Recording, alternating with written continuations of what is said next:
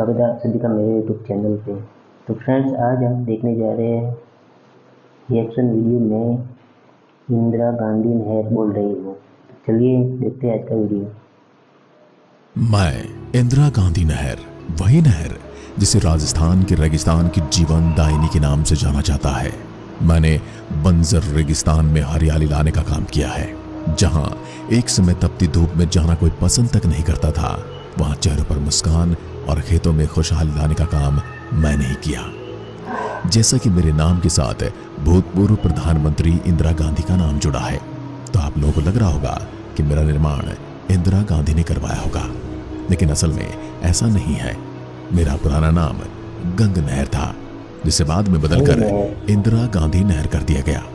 मेरे निर्माण के पीछे और मेरा नाम बदलने के पीछे एक बहुत लंबी दास्तान है, जिसे आज मैं आपके सामने बताने जा रही हूं, जिसके लिए आप मेरे साथ अंत तक बने रहें।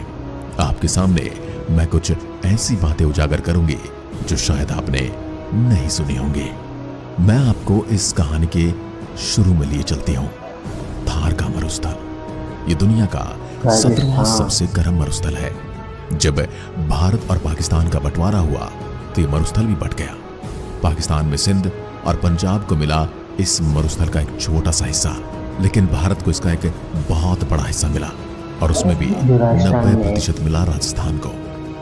एक समय था जब यहाँ पानी खोजना भूसे में सुई खोजने के बराबर था, और गर्मी इतनी भयानक होती थी कि यहाँ से कोई भूलकर भी गुजरना नहीं चाहता था। यहाँ गर्म हवाओं के थपेड़े होठों पर पपड़ियां ला देती थी। यहाँ के लोगों ने गर्मी की हरमान और सितम को सहते हुए सैकड़ों साल बिताए थे, लेकिन छप्पनिया काल ने तो तबाही मचाई। उसके बाद लोगों को पानी का इंतजार था। साल 1899 में पड़े सदी के सबसे भयानक अकाल, जिसे छप्पनिया काल कहा जाता है, ने रियासत के राजाओं को पानी की समस्या पर सोचने को मजबूर कर दिया था। इस पर विचार कर रहे थे बीकानेर के महाराजा गंगा सिंह। उन्होंने कई लोगों से मशवरा किया और फिर नहर बनवाने की ठानी। जिस साल अकाल पड़ा था, उसी साल यानी 1899 में हिसार के टोहना में कंवर सेन का जन्म हुआ। कंवर सेन गुप्ता वो नाम है जिसे राजस्थान के कम लोग ही जानते हैं, लेकिन अगर कंवर सेन न होते तो न ही इंदिरा गांधी नहर होती, और शायद आप और हम भी पानी तलाशने की मशक्कत कर रहे होते, जितने की हमारे पुरखों ने की थी। वो कहते हैं ना, प्रकृति अपने साथ आसानी से खिलवाड़ नहीं करने देती, तो फिर मरुस्थल कैसे करने देता। 50 डिग्री से ऊपर का पारा, आंधी और तूफान, न मशीन और न टेक्निक और न ही इंजीनियर्स। इंजीनियर तो इस तरफ देखना तक नहीं चाहते थे, लेकिन उन कठिन हालातों में भी कंवर सेन ने महाराजा गंगा सिंह की राजधानी में नहर लाने का अपना सपना साकार किया। मेरे निर्माण में लाखों चुनौतियां आई, हजारों कठिनाइयां आई, और बहुत से लोगों ने अपनी जान तक गंवाई। मेरे निर्माण में किसने किया खून पसीना एक, और कैसे मरुस्थल के सीने को चीर कर एक 600 किलोमीटर लंबी नहर का निर्माण हुआ। आइए जानते हैं। राजस्थान के सबसे चर्चित रियासतों में से एक थी बीकानेर रियासत, जहां बीकानेर के राजा गंगा सिंह ने साल 1888 में गद्दी संभाली थी। वे खुले विचारों वाले और दूरदर्शी थे। साल 1899 में पड़े छप्पनिया काल सिर्फ जनता की आहें उन्होंने खुद सुनी थी, इसलिए चाहते थे कि पंजाब का सतलुज नदी का पानी लाकर नहर के जरिए जैसलमेर तक लाया जा सके, ताकि इस पूरे इलाके की पानी की समस्या खत्म हो सके। इसके लिए उन्होंने गंग नहर बनवाई। गंग नहर ने बीकानेर की सूखी पड़ी जमीन पर पानी तो लाया, लेकिन लोग नहीं थे। लोगों को बसाने के लिए उन्होंने घरों का निर्माण करवाया और जमीनें दी, जिसे आज आप गंगा नगर के नाम से जानते हैं, और लोग बहुत सारे पंजाब से भी बुलाए गए थे। गंग नहर ने मानो बीकानेर की दशा बदल दी थी। क्रांतिकारी प्रयास के कारण उन्हें आधुनिक भारत का भगीरथ भी कहा गया है। लेकिन पानी की कमी सिर्फ बीकानेर में नहीं थी, बल्कि चूरू, नागौर, जैसलमेर समेत राजस्थान के कई जगहों में थी। महाराजा गंगा सिंह ने इस नहर को जैसलमेर तक ले जाने की कोशिश की, लेकिन पैसे की कमी के कारण उनका यह सपना पूरा न हो सका। लेकिन राजस्थान के भाग्य में तब तक शायद नहर का निर्माण लिखा जा चुका था। इसलिए महाराजा गंगा सिंह के दरबार में नए चिप इंजीनियर बने कंवर सेन गुप्ता। कंवर सेन ने उस जमाने में थॉमसन से इंजीनियरिंग की थी, जिसे आज IIT रुड़की भी कहा जाता है। वो जवान थे, डायनामिक थे, यानी कि खुले विचारों के थे। उनके विचार महाराजा गंगा सिंह से काफी मेल खाते थे। गंगा सिंह के कहने पर कंवर सेन ने पंजाब से लेकर राजस्थान तक एक ड्राफ्ट तैयार किया, जो इंदिरा गांधी नहर के लिए तैयार किया गया पहला ड्राफ्ट था। लेकिन साल 1943 में कैंसर के कारण महाराजा गंगा सिंह का निधन हो गया, जिसके बाद गद्दी मिली उनके बेटे सादुल सिंह को। लेकिन साल 1947 में देश के आजाद होने के साथ ही राजशाही भी खत्म हो गई और देश में पहली बार सरकार बनी। अब न राजा रहे न रजवाड़े, लेकिन कंवर सिंह ने महाराजा के सपने को धूमिल नहीं होने दिया। उन्होंने आजादी के ठीक 1 साल बाद 1948 में नहर के लिए तैयार किए गए ड्राफ्ट सरकार को भेज दिया, पर इसका नतीजा कुछ नहीं निकला, क्योंकि सरकार को कई साल लग गए ये समझने को कि अब राजस्थान को एक नहर चाहिए। और आखिरकार सरकार ने 31 मार्च 1958 को नहर के निर्माण का श्री गणेश किया, उस वक्त के गृह मंत्री गोविंद बल्लभ पंत द्वारा। उस समय लोगों को यह काम असंभव लग रहा था, क्योंकि जिद्दी रेगिस्तान की छाती चीरकर एक लंबी नहर निकालना अपने आप में एक चमत्कार जैसा था। लेकिन कंवर सेन तो पूरा ड्राफ्ट तैयार कर चुके थे। जब ठाना उन्होंने था तो पूरी नहर बनवाने की जिम्मेदारी भी उन्हीं को दी गई।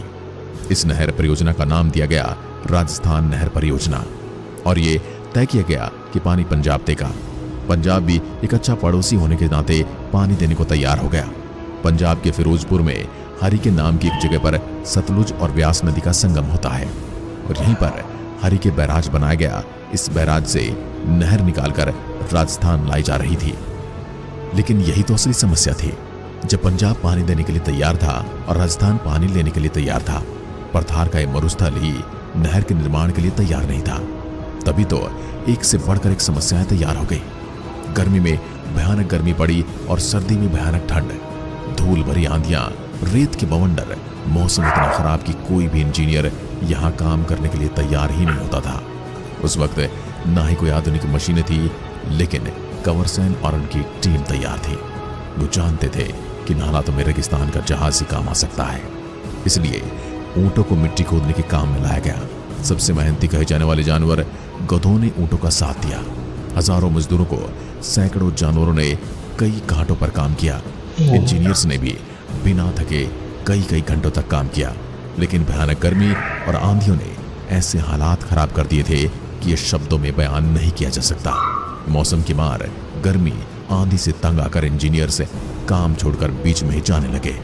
इस नहर के निर्माण के लिए इंजीनियर ढूंढना बहुत बड़ा चुनौतीपूर्ण काम हो गया था। इसलिए परियोजना के चीफ इंजीनियर अलग अलग पॉलिटेक्निकल और इंजीनियरिंग कॉलेज में जाकर इंजीनियर को योजना में काम करने के लिए आमंत्रित किया करते थे। कंवर सेन और उनकी टीम ने यह तय किया था कि इस काम को जल्दी से जल्दी पूरा करना होगा। इसलिए युद्ध स्तर पर ऊंटों और गधों को काम में लगाया गया। मजदूरों की संख्या भी बढ़ा दी गई और काम की रफ्तार भी 2 गुना कर दी गई। कहा जाता है ऊंटों और गधों से मिलकर इतनी मिट्टी की खुदाई की और ढुलाई की गई कि उसमें पूरी धरती के चारों तरफ 20 फीट चौड़ी सड़क बनाई जा सकती थी। ये जानवर नहीं होते तो नहर न बन पाती, बिल्कुल भी संभव नहीं था। लेकिन कठिन मौसम में ढुलाई करते करते कितने ही ऊंटों और गधों ने दम तोड़ दिया। कई मजदूरों और इंजीनियरों ने अपनी जान गंवा दी, लेकिन काम को रोका नहीं गया। आखिरकार 4 साल की अथक मेहनत के बाद राजस्थान नहर में पानी आया। ये नहर के निर्माण का प्रथम चरण हुआ था, जिसमें पंजाब के हरिके से हनुमानगढ़ की मसीदा तक बनाया गया और इसे नाम दिया गया राजस्थान फीडर। यहाँ ये बात समझने को कि इंदिरा गांधी नहर 649 किलोमीटर की है, तो सोचिए ये नहर कितनी लंबी होगी।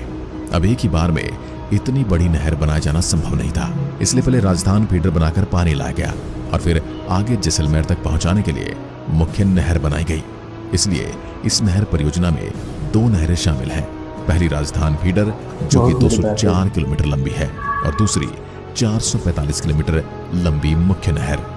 नहर की राजस्थान में एंट्री हो सके इसके लिए 204 किलोमीटर लंबी नहर बनाई गई, जिसका 170 किलोमीटर का हिस्सा तो पंजाब और हरियाणा में ही था। इसका 34 किलोमीटर का हिस्सा ही राजस्थान में आया था।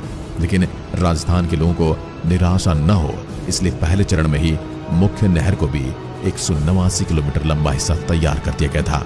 11 अक्टूबर 1961 को सर्वपल्ली राधाकृष्णन ने राजस्थान नहर का उद्घाटन किया और इस नहर में पहली बार पानी आया। नहर के पानी ने मरुभूमि की सूखी जमीन को ही नहीं बल्कि इंसानों के चेहरे पर भी हरियाली ला दी। अब लोगों को पीने और सिंचाई का पानी मिलने लगा। नहर के आते ही आसपास के इलाकों की रंगत बदलने लगी। सालों काम करने वाले इंजीनियर और मजदूरों के चेहरे पर संतोष था, तो वही जनता के चेहरे पर पानी आने की खुशी। अपनी टीम के साथ मिलकर कंवर सेन ने असंभव लगने वाले काम को संभव कर दिखाया था। वैसे तो इस नहर के निर्माण में कई घोटालों के भी आरोप लगे थे, लेकिन पानी आने की खुशी और नहर के फायदे के सामने उन्हें भुला दिया गया। लेकिन इंदिरा गांधी के प्रोजेक्ट को बनाकर हजारों मजदूरों, ऊंटों और गधों को, साथ ही कंवर सेन की टीम ने राजस्थान के भाग्य को बदल कर रख दिया। कंवर सेन को मरुस्थल का भगीरथ कहा गया और उन्हें पद्म भूषण से नवाजा गया। अब यहाँ सवाल ये भी आता है, इस पूरी नहर में कहीं पर भी इंदिरा गांधी का जिक्र तक नहीं आया। इस पूरी नहर को बनाने में मेहनत तो कंवर सेन, उनकी टीम और ऊंटों और गधों ने की, और बहुत सारे स्थानीय लोगों ने की। इस नहर का नाम इंदिरा गांधी नहर क्यों रखा गया? अभी तक तो यह नहर हनुमानगढ़ तक ही आई थी, तो यह जैसलमेर तक कैसे पहुंचाई? आइए जानते हैं अब आगे की कहानी। जैसलमेर तक नहर पहुंचाने के लिए हनुमानगढ़ के मसीतावली हेड से लेकर जैसलमेर के मोहनगढ़ तक नहर का दूसरा हिस्सा बनाना शुरू कर दिया गया। यह हिस्सा कुल 445 किलोमीटर लंबा था, और यह हिस्सा बनाते समय इंजीनियर को यह भी समझ में आ गया था कि राजस्थान का मरुस्थल सीधा सपाट नहीं है, बल्कि एक ढलान की तरह है। अब इंजीनियर के सामने सबसे बड़ी चुनौती थी कि ऊंचे तक पानी कैसे पहुंचाया जाए। तो इसके लिए इंजीनियर ने लिफ्ट नहर के जरिए पानी पहुंचाया। आज इस नहर के बगैर राजस्थान के रेगिस्तानी जिलों की कल्पना भी नहीं की जा सकती। इस नहर ने ऐसे क्षेत्र में पानी पहुंचा दिया जहां पहले साल में महज 10 इंच बारिश ही मुश्किल से होती थी। अब रेगिस्तान में एक तरफ हरियाली लहरा रही थी, जो रेगिस्तान कभी रेत के बवंडर उगला करता था, आज वो हरे भरी हरियाली भरे पौधे उगल रहा था। नहर के आगमन के पश्चात रेगिस्तानी क्षेत्र पूरी तरह से बदल गया। नहरी क्षेत्र की आबादी तेजी से बढ़ी, कई गांव व कस्बे विकसित हो गए, नई मंडियां खुल गई, कृषि आधारित उद्योग स्थापित हो गए। महज पशुपालन पर आश्रित रेगिस्तानी क्षेत्र के लोगों के समक्ष रोजगार के द्वार खुल गए। इस क्षेत्र का परिदृश्य पूरी तरह से बदला हुआ नजर आ रहा है। राजस्थान के लिए जीवन रेखा बन चुकी मैं वास्तव में अपने आकार व लंबाई के कारण एक नदी के समान हूँ। मैं पंजाब के फिरोजपुर के निकट सतलुज व व्यास नदी के संगम पर बने हरि के बैराज से शुरू होती हूँ। देश की सबसे लंबी ये नहर 649 किलोमीटर लंबी है, जिसमें से पंजाब से राजस्थान तक 204 किलोमीटर फीडर नहर, वहीं 445 किलोमीटर मुख्य नहर है। राजस्थान की सीमा पर इस नहर की गहराई 21 फीट व तल की चौड़ाई 134 फीट है। वह सतह 218 फीट चौड़ी है। हनुमानगढ़ के मस्तावली से लेकर जैसलमेर के मोहनगढ़ तक फैली मुख्य नहर से 9 शाखाएं निकलती हैं। सिंचाई के लिए इसकी वितरिकाएं 9245 किलोमीटर लंबी हैं। राजस्थान के 10 रेगिस्तानी जिलों के लोगों के हलक इस नहर के पानी से तर होते हैं। इसके अलावा कई बिजली परियोजनाओं के लिए भी पानी यही नहर उपलब्ध कराती है। नहरी क्षेत्र में 37 लाख टन कृषि उत्पाद होने के आसार हैं। साथ ही कभी पानी को तरसने वाला राजस्थान पूरी तरह से बदल चुका है। हरियाली से आच्छादित रेगिस्तानी क्षेत्र में अब पूरा परिदृश्य बदल चुका है। तत्कालीन प्रधानमंत्री इंदिरा गांधी के निधन के पश्चात 2 नवंबर 1984 को अन्य सरकार ने इसका नाम राजस्थान नहर से बदलकर इंदिरा गांधी नहर कर दिया। हाल ही में राजीव गांधी खेल पुरस्कार को मेजर ध्यानचंद पुरस्कार का नाम दिया गया। तब भी नहर का नाम पुनः गंग नहर करने की बात उठी, जिस पर आपका क्या कहना है? क्या वापस इसका नाम गंग नहर कर देना चाहिए? अपने विचार कमेंट बॉक्स में लिखकर जरूर दें।